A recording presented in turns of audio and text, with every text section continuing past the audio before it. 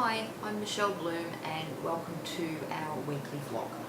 Today I wanted to talk a bit about the fear of the sales process.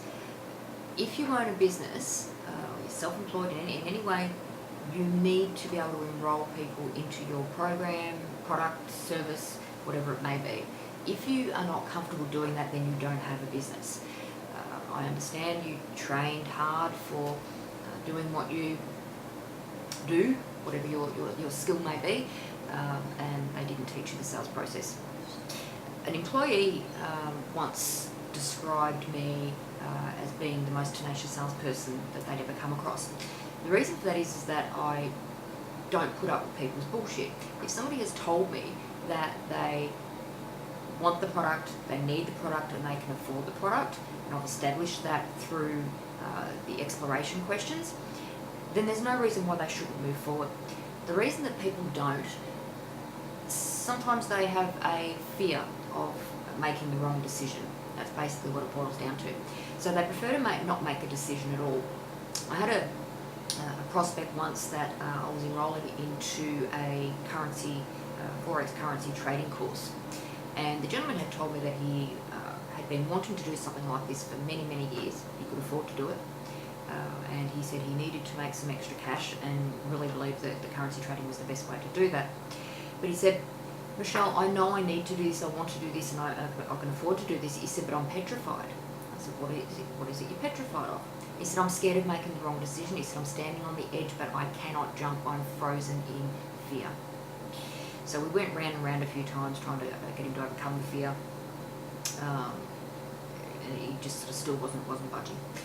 He had already given me his credit card details. So I said to him, right, okay, what I'm going to do is I'm going to walk up in the machine now and I'm going to process that $10,000 transaction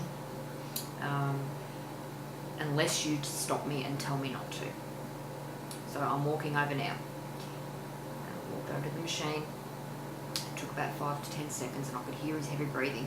I could hear him saying, oh goodness, oh goodness. I said, do you want me, and I kept going, and I was just about to say, do you want me to stop? And so I said, no, I had told him I was going to do it unless he stopped me. So I got to the machine, he could hear me putting the numbers in. I said, I'm about to press OK.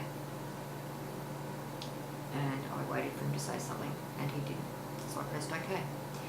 As soon as I told him it had been done, and he heard the roll of paper with the receipt spitting out, he took a deep breath and he said, oh, thank God for that. He said, I wanted to do it. He said, I just couldn't do it. By you taking control, you helped me make the right decision. Thank you for that, because otherwise I would never have done it. So that's just an example of how paralysing the fear can be for people. The client expects you to take charge. They expect you to take their hand and guide them through that process. If they're still talking to you and they've told you that they as I said, want the product, need the product, and can afford the product, they expect you to say, okay, let's get you going.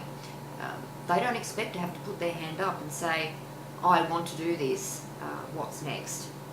So you need to do your job and take them by the hand.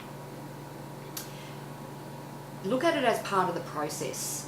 Again, if all the steps have been covered and it is in your best interest and their best interest, the other way around, their best interest first and then yours.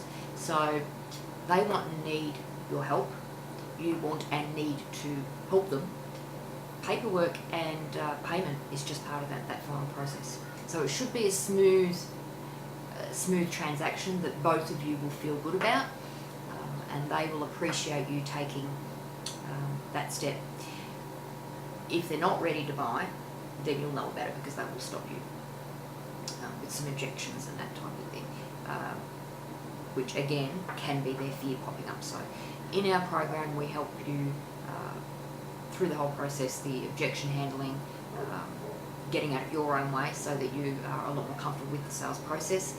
We look at some limiting beliefs, your value system, as well as pure sales techniques. So that's it for today, and I'll speak to you next week with some more tips. Chat soon. Bye.